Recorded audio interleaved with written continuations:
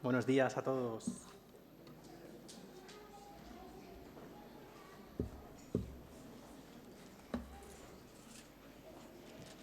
Somos un montón para ser agosto, ¿eh? Teniendo en cuenta que en este puente es fiesta en la mitad de los pueblos de España y la otra mitad está en las fiestas del pueblo de al lado, pues bastante, ¿eh? Bueno.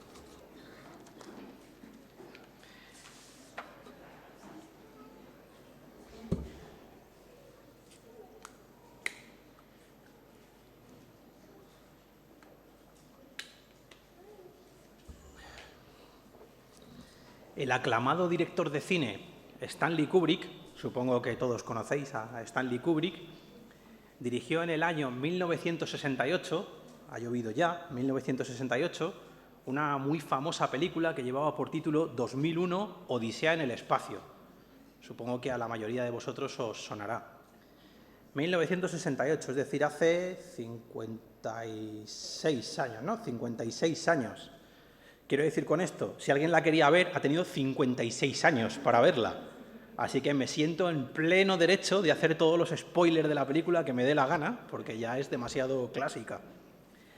En esta película aparece un extraño elemento que ha llegado a ser icónico en la cultura popular, que, bueno, para los que sí que hayáis visto la película, estoy hablando de el monolito.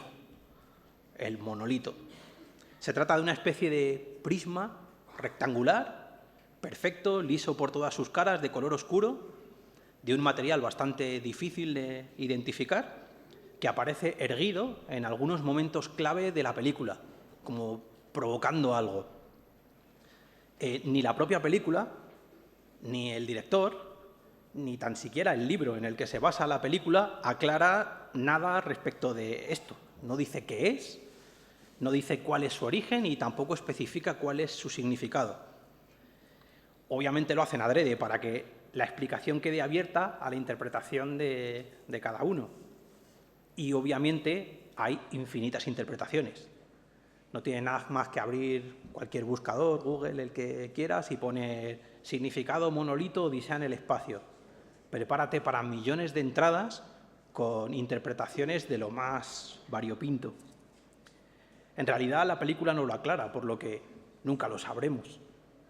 Lo que sí refleja la película, y al final es lo importante, son los efectos que este misterioso elemento tiene sobre los personajes. Eso sí que lo aclara la película. En el Evangelio de Juan se nos cuenta un episodio de la vida de Jesús en el que él, con su dedo, escribe algo misterioso en el polvo del suelo. El pasaje no aclara lo que escribe, ni siquiera aclara si lo que escribe es algo con sentido que tenga que ver con lo que está sucediendo o no. Y se puede elucubrar muchísimo con respecto a qué fue, pero nunca lo sabremos. Lo que sí que refleja el pasaje, y al final, como en la película, es lo importante, son los efectos que esta misteriosa escritura tuvo sobre las personas que presenciaron este hecho. Por si alguien no conoce la historia, vamos a leerla. Se encuentra en el Evangelio de Juan, capítulo 8, los versos que van desde el 1 hasta el 11.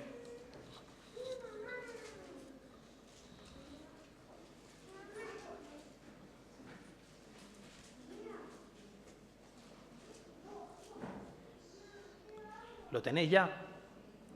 Voy a leer en Reina Valera del 95 y te voy a pedir una cosa antes de leer. Por favor, no desconectes. Cuando se lee el pasaje normalmente es como, vale, si ahora ya terminas y me lo explicas. Por favor, intenta imaginarte lo que allí sucede. Intenta meterte en la piel de los protagonistas. Intenta crear una película en tu cabeza, como os pasa en las series, ¿no? Que sale la cortinilla de humo. Intenta imaginarte lo que aquí sucede. Dice, y cada uno se fue a su casa, pero Jesús se fue al monte de los Olivos. Por la mañana volvió al templo, y todo el pueblo vino a él, y sentándose les enseñaba. O sea, imagínate a Jesús en el templo, imagínate que toda la gente ha ido a él como todos los días, y que Jesús estaba allí enseñándoles. Entonces, los escribas y los fariseos le trajeron una mujer sorprendida en adulterio, y poniéndola en medio, le dijeron, «Maestro, esta mujer ha sido sorprendida en el acto mismo de adulterio. Ojo, en el acto mismo de adulterio, ¿vale? No se trata de que haya rumores, no se trata de que me lo han contado, me lo han dicho, no, se trata de que ha sido sorprendida en el acto mismo de adulterio. Esto es relevante porque dice, y en la ley nos mandó Moisés apedrear a tales mujeres. ¿Tú pues qué dices? Esto decían probándolo, para tener de qué acusarlo. Pero Jesús, inclinado hacia el suelo, escribía en tierra con el dedo. Y como insistieran en preguntarle, es decir, quieren una respuesta y no se van a quedar satisfechos sin ella, se enderezó y les dijo, el que de vosotros esté sin pecado, sea el primero en arrojar la piedra contra ella. E inclinándose de nuevo hacia el suelo, siguió escribiendo en tierra. Pero ellos, al oír esto, acusados por su conciencia, fueron saliendo uno a uno, comenzando desde los más viejos hasta los más jóvenes. Solo quedaron Jesús y la mujer que estaba en medio. Enderezándose Jesús y no viendo a nadie, sino a la mujer, le dijo, «Mujer, ¿dónde están los que te acusaban? ¿Ninguno te condenó?» Ella dijo, «Ninguno, Señor». Entonces Jesús le dijo, «Ni yo te condeno. Vete y no peques más». Hasta aquí la palabra del Señor. Este pasaje es un poquito controvertido. Os cuento por qué. Resulta que los manuscritos más antiguos del Nuevo Testamento o bien no aparece este pasaje, o bien en los lugares en los que sí que aparece, no aparece siempre en Juan 8, sino que aparece en otros lugares a lo largo del Evangelio.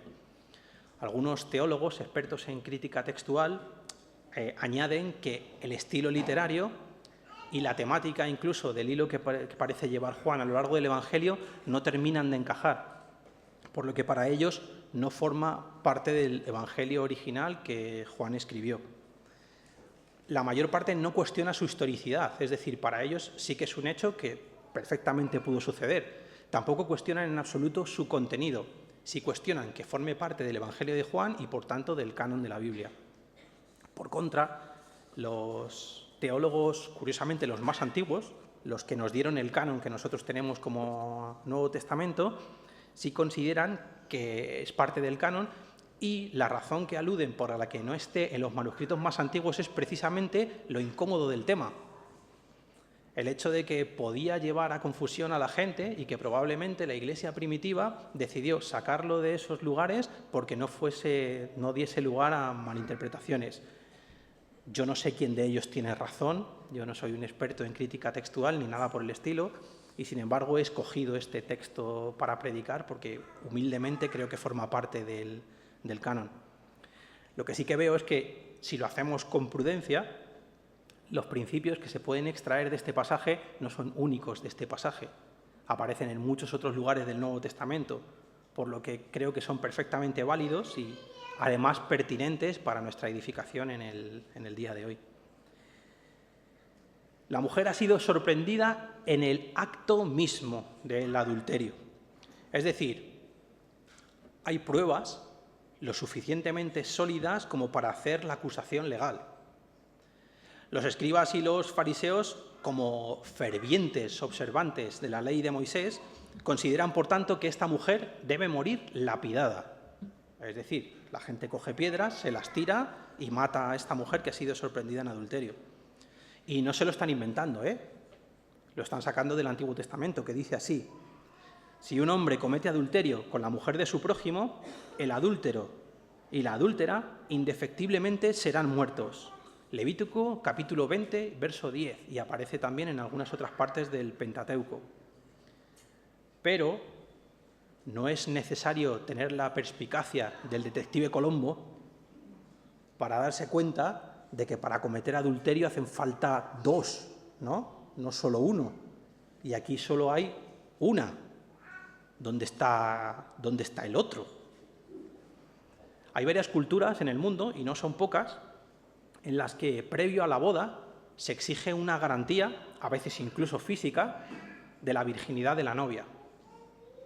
Es parte de una cultura. Pero, sin embargo, es habitual que la exigencia para el futuro marido no sea la misma. Porque es que ya se sabe cómo son los hombres, es que los hombres son de otra manera, ¿no? Pero ¿qué clase de observancia o de respeto por la ley es esa? Si cumples la ley, si la amas, si de verdad te importa más que todo lo demás, deberías querer que se cumpla en cada aspecto, ¿no?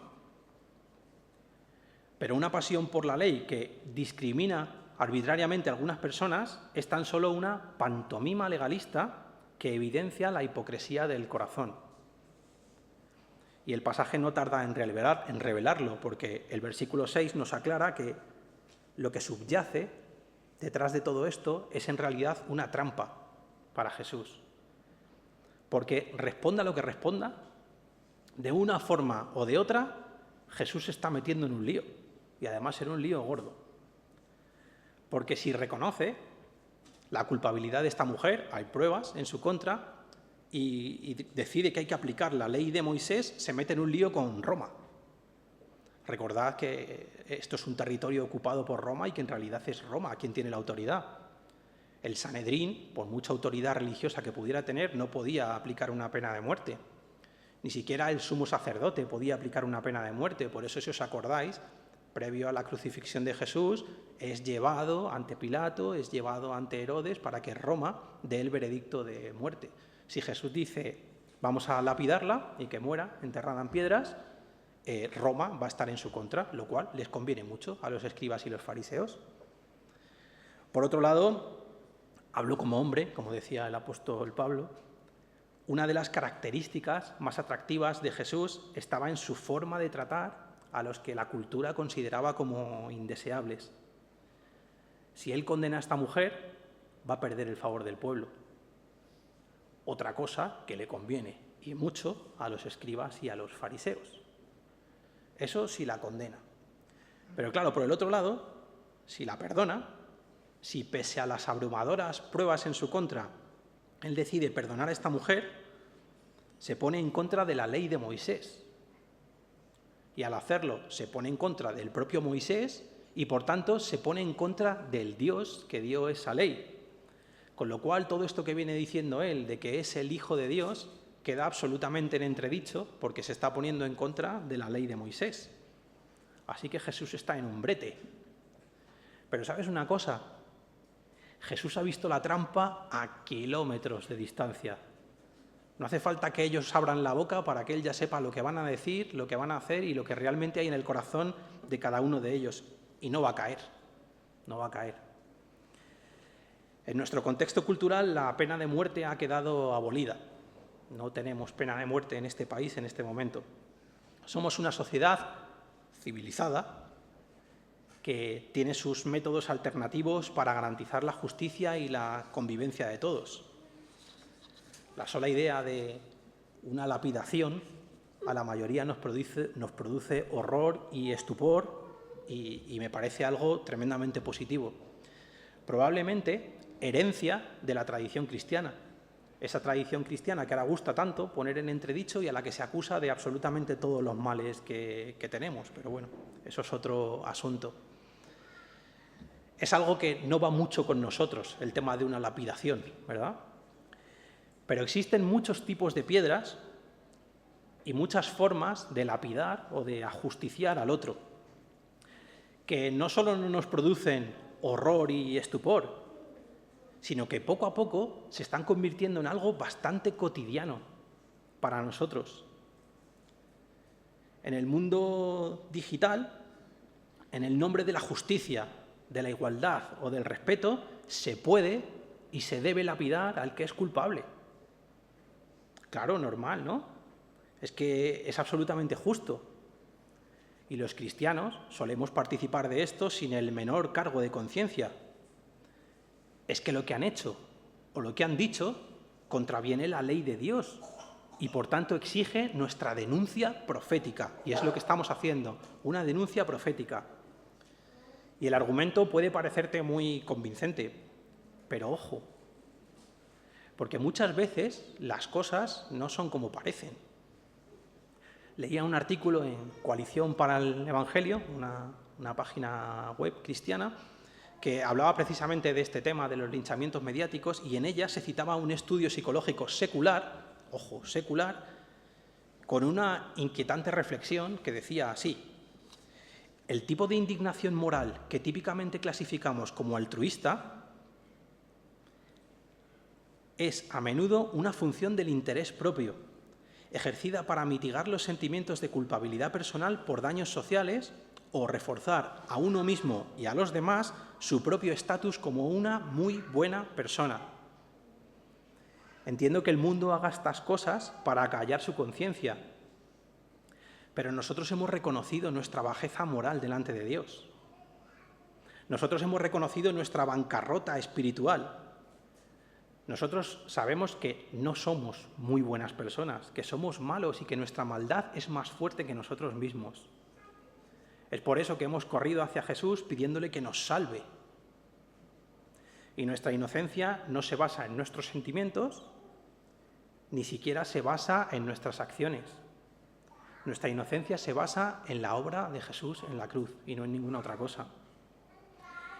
Imputar constantemente la culpa a los demás nos puede hacer sentir más cerca de Dios, pensando yo soy de los buenos, cuando en realidad nos aleja de ese Jesús al que le debemos absolutamente todo. Porque Jesús, como hemos visto en el pasaje, conocía lo que había en el interior del hombre. Él sí que sabía los verdaderos motivos del corazón, pero tú y yo no.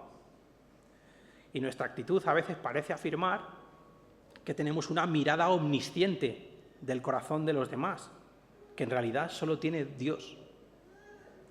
Deberíamos ser prontos para oír y tardos para juzgar. Porque la Biblia condena la calumnia y el falso testimonio.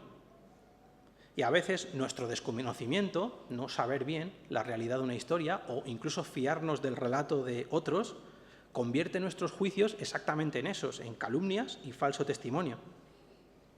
Esta cultura del linchamiento mediático no es solo que forme parte del mundo cristiano, es que se acentúa todavía más, si cabe, dentro del mundo cristiano.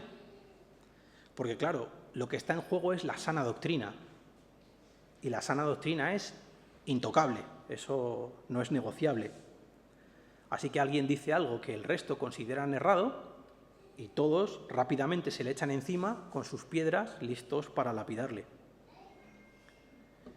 Para que todos sean uno, como tú, oh Padre, en mí y yo en ti, que también ellos sean uno en nosotros, para que el mundo crea que tú me enviaste. Juan capítulo 17, versículo 21, palabras del propio Jesús. Que todos sean uno, como tú en mí y yo en ti, para que el mundo crea que tú me enviaste.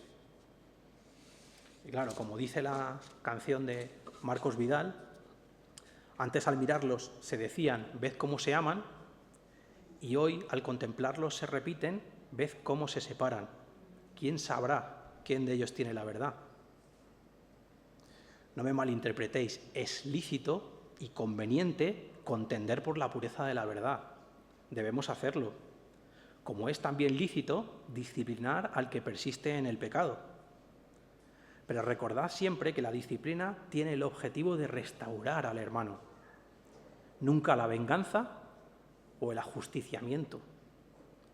Que la ira del hombre no obra la justicia de Dios y que tú no has sido salvado por tus méritos, has sido salvado por gracia exactamente igual que tu hermano. Que nuestra justicia no es perfecta, que ninguno estamos libres de culpa para poder lanzar la piedra. Nos importa la ley, ¿no? La amamos, claro que sí, por supuesto, pero la amamos íntegra. No la sesgamos, cogemos partes que sí y partes que no, la queremos completa. Y esa ley es la que nos insta a amar al prójimo como a nosotros mismos. A haced con los hombres así como vosotros queréis que hagan también con ellos. Es esa ley la que nos dice misericordia quiero y no sacrificio por parte de Dios. Es necesario que entendamos la gracia con la que cada uno de nosotros hemos sido tratados y que una vez la entendamos seamos capaces de otorgársela a nuestro hermano. Tú y yo hemos sido perdonados para a su vez perdonar.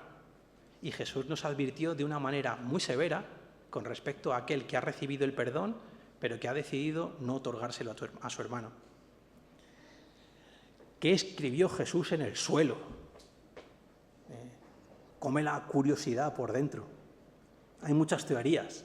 Algunos creen que realmente no escribía nada, que tan solo los estaba ignorando para enfriar los corazones de esta gente, que venían muy hinchados porque habían descubierto un adulterio en ese mismo momento, y que lo único que está haciendo es calmar las aguas, llevarlos a la reflexión, a un estado diferente para soltarles la bomba. El que esté libre de pecado, que tire la primera piedra, y que eso actuara en sus conciencias y hiciera el resto de la obra. Puede ser, es una opción tan válida como cualquier otra, porque como no lo dice. Otros creen que escribía sus nombres en el polvo, los nombres de los que estaban ahí, porque como dice Jeremías, capítulo 17, verso 13, no hace falta que lo busquéis, yo os lo leo: Jehová, esperanza de Israel, todos los que te dejan serán avergonzados, y los que se apartan de ti serán inscritos en el polvo, porque dejaron a Jehová manantial de aguas vivas. Justo en el capítulo inmediatamente anterior, en el templo, días antes o día antes, Jesús ha dicho aquello de: yo soy el agua de vida, el que beba de mí no volverá a tener sed, el que cree en mí de su interior correrán ríos de agua viva. Entonces la gente, al identificar una enseñanza con la otra, pudo decir: yo no quiero que mi nombre sea escrito en el polvo y que se borre, quiero que mi nombre sea escrito en el libro de la vida. A otros nos parece que el dedo de Jesús escribiendo en el polvo se parece muchísimo, muchísimo al dedo de Dios escribiendo en la pared de Belsasar, cuando él había cometido aquel acto indigno con los utensilios del templo. Y os acordáis que puso Mene, Mene, Tekel, Uparsin, que venía a decir que su reino había sido pesado en balanza y hallado falto, y que iba a ser dado a los medos y a los persas, y que se acabó, y que supuso el juicio de Belsasar aquella misma noche y su propia muerte. Algo parecido a esto. No lo sabemos. En realidad, nunca lo vamos a saber. Lo que sí que sabemos es la reacción que provocó en el auditorio. Versículo 9. Pero ellos, al oír esto, acusados por su conciencia, fueron saliendo uno a uno, comenzando desde los más viejos hasta los más jóvenes. Solo quedaron Jesús y la mujer que estaba en medio. El que esté libre de culpa, que tire la primera piedra.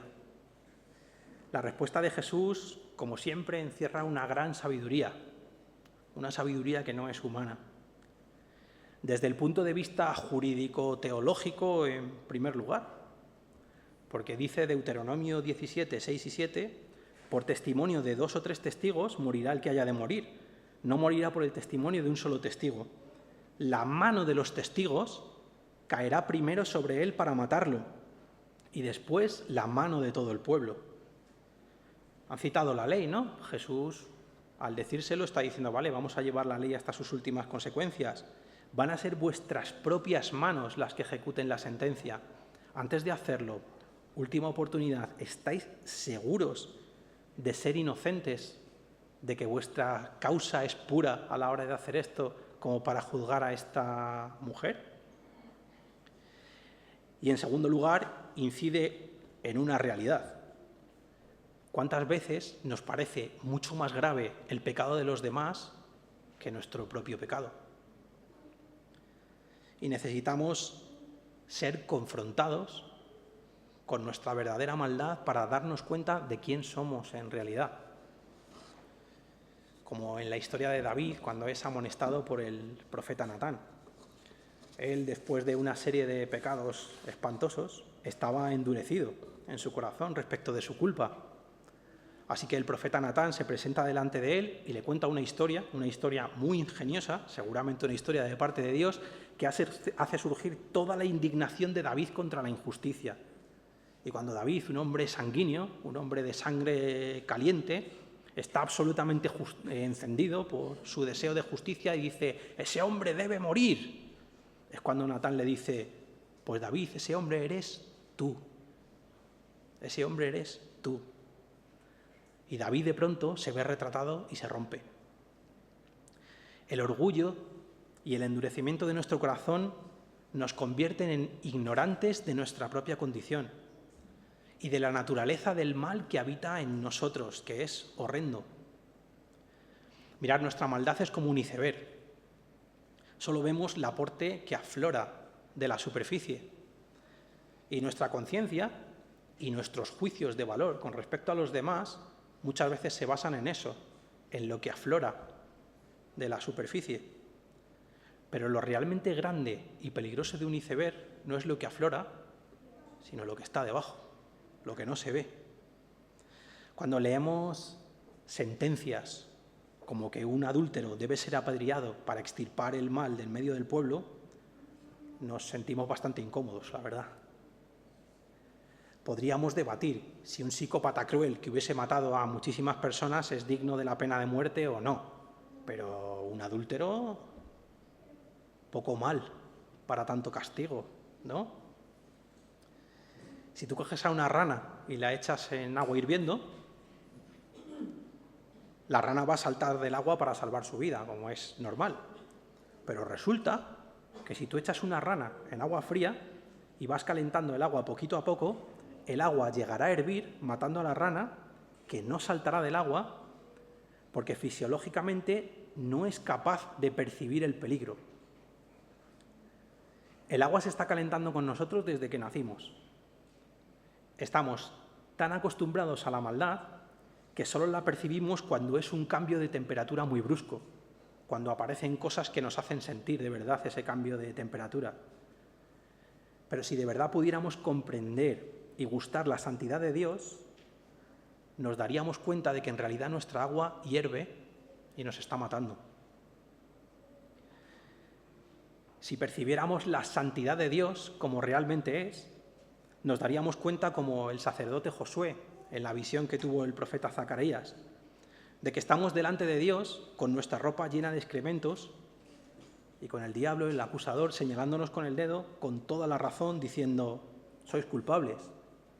Y diríamos como Josué: ay de mí, soy hombre muerto. El pecado no es ninguna broma, ninguna. El pecado nos hace dignos de muerte, dignos de ese apedreamiento. Relativizamos nuestro mal y de la misma manera relativizamos el castigo, que es una justa retribución por él. Lo cual me lleva al tercer y último punto. Esta mujer llega acusada de adulterio, con testigos, y se encuentra de pronto en el templo, es decir, un ambiente bastante religioso, delante de un maestro religioso, como es Jesús, con una posible condenación a morir lapidada por una ley religiosa. Tal vez, si ella era creyente, en su cabeza pensaba: se acabó. Mi pecado ha sido descubierto y soy mujer muerta. Me han pillado. Mi culpa me ha alcanzado y de esta no me libra ni Dios.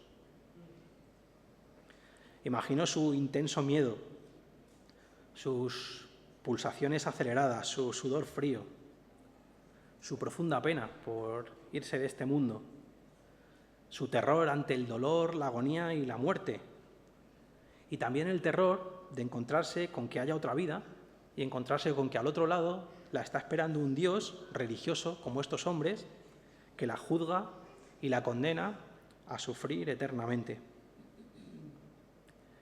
Y sin embargo, versículos 10 y 11, enderezándose Jesús y no viendo a nadie sino a la mujer, le dijo: mujer, ¿dónde están los que te acusaban? ¿Ninguno te condenó? Ella dijo: ninguno, Señor. Entonces Jesús le dijo: ni yo te condeno. Vete y no peques más. De esta no me libra ni Dios. Os ha sonado fuerte, ¿a que sí? Era adrede. No, al contrario. El único que te puede librar de esta es Dios. El único que te puede librar de esta es Dios. Y Dios te está diciendo: ni yo te condeno. Qué fuerte. Y podemos sentir la tentación de pensar que a Jesús no le importa en absoluto el pecado, que lo puede pasar por alto como si cualquier cosa, o que realmente, bueno, tampoco es para tanto, que él no le da importancia, pero créeme, nada más lejos de la realidad. Si Jesús nos libra de las piedras, del apedreamiento, es porque decidió voluntariamente, enamorado de ti y enamorado de mí, que las piedras exigidas por la ley cayeran sobre su propia cabeza. En Getsemaní, Jesús decidió sentir todo el pánico que esta mujer había sentido ahí en el medio de estos hombres. En la cruz del Calvario, la misericordia y la justicia de Dios encontraron una solución, y esa solución no era cómoda ni fácil, era la tortura y muerte del Hijo de Dios por culpa de nuestro pecado. Nunca cometas el error de tener en poco el pecado. Nuestro pecado merece la muerte y Jesús no lo niega. Jesús no niega el pecado de esta mujer y Jesús no niega tu pecado. Lo que hace es asumirlo sobre sí mismo. Lo que hace es tomar la culpa sobre su propio cuerpo. Vete y no peques más. No es un venga, no lo vuelvas a hacer. Es un llamado a una vida totalmente diferente, divorciada del pecado.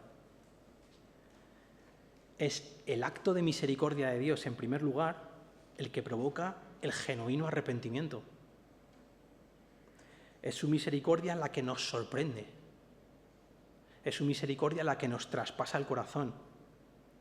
Es su misericordia la que abre nuestros ojos a nuestra triste realidad y nos enseña un amor brutal, asombroso, por parte de Dios en Jesús. Es esa misericordia la que nos lleva a desear ser transformados por Él y la que, junto al perdón, el Espíritu Santo nos capacita con la posibilidad de empezar a vivir de otra manera y de completar esa buena obra hasta que la perfeccione en el día de Jesucristo. No sabemos lo que Jesús escribió en el suelo y nunca lo sabremos, al menos de este lado de la eternidad. Pero le pido hoy a Dios que, por su gracia y por su misericordia, tenga bien escribir en el corazón de cada uno de nosotros justamente aquello que nos haga entender a cada uno hasta qué punto somos dignos de muerte eterna. Que escriba algo que haga que entendamos que estamos igual de caídos que aquellos a los que lapidamos con nuestras actitudes. Que nuestro mal contamina todo lo que somos y que todos, sin excepción, estamos perdidos. Le pido que ese convencimiento de pecado, que solo puede producir el Espíritu Santo, nos haga correr humillados y con toda urgencia hacia el Hijo, rogándole que nos salve. Le pido que nos mire como esta mujer y que nos diga, no te condeno.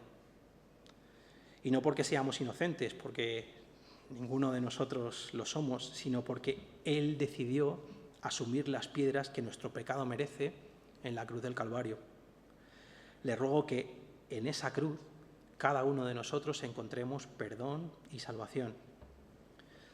Y le ruego que esa misericordia nos traspase, nos enamore, nos transforme y nos capacite para no volver a ser iguales y para ir y no pecar más.